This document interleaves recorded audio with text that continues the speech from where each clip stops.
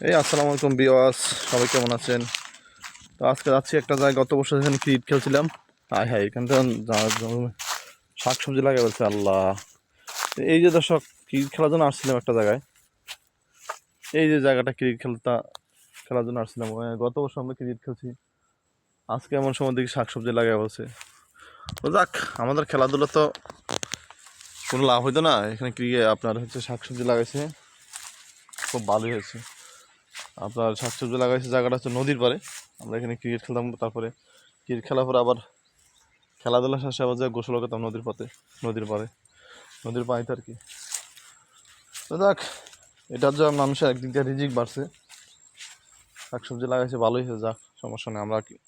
আমরা না খাই, ওরা তো কিনে খাইতে পারবে, স্বল্প মূল্যতে বিক্রি করতে পারবে, আবার স্বল্প মূল্য বিক্রি করে আমার পরিবারে পাবে। তো যাক, মোটামুটি সব মানে ভালো হয়েছে। খেলাধুলা হবে না, ফলাম এগুলো আসলো না জায়গা। সবাই ভিডিওটা বেশি বেশি লাইক কমেন্ট শেয়ার করে দিন। বাই বাই, আল্লাহ হাফিজ।